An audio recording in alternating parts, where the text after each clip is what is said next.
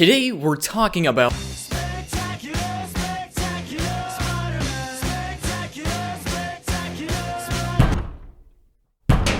For how much I love this character, I sure haven't made a video about him since. But that all changes today, and soon you should have even more Spidey stuff to watch if a certain someone finishes editing a video. But anyway, a new Spider-Man movie is coming out soon, right?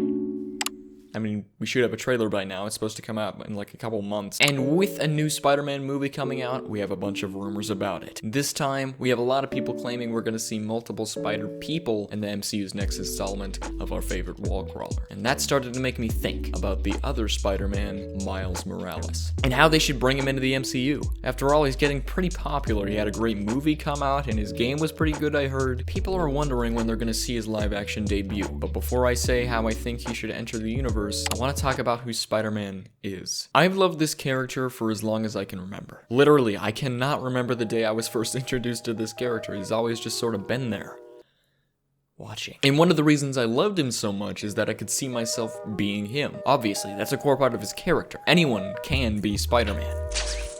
Here's a clip from Stan Lee explaining what I mean. Spider-Man's completely enveloped in his costume. Oh, you know the good thing about that? Yes. You could be any kid. Yeah. You could be black, you could be Asian, you could be Indian, you could be anything, and imagine you were in that costume. Right.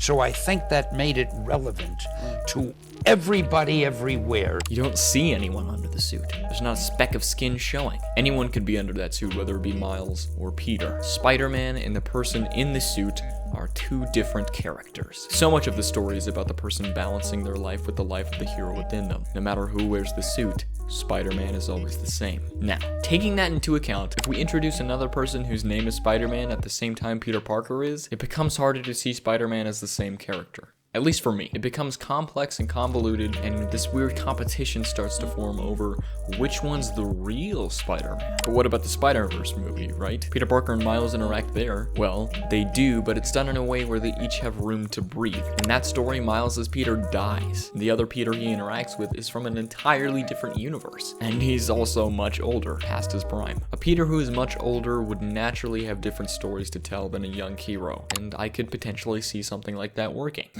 The main problem emerges when they both fill the same role in the story. Let's take a look at the comics, and even this.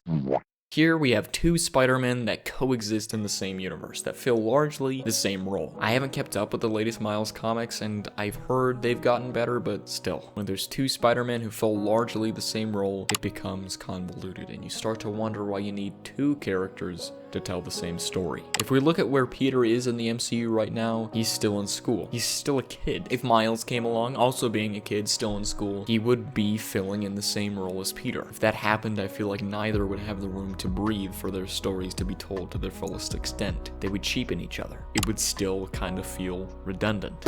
Exactly, Jerry, that's my point. This character we've been following would suddenly have his role shared with somebody else seemingly for no real reason other than to say, hey, look, Miles is here now. Would they be sharing villains, story arcs? It'd be weird if we just saw a coming-of-age story with Peter, and then like a year later we see it with Miles. There needs to be a reason for Miles to be there. A core characteristic of Spider-Man is that anyone can be him. Anyone has the potential to be the hero. That doesn't mean everyone is. Peter is the one who forges the Spider-Man identity.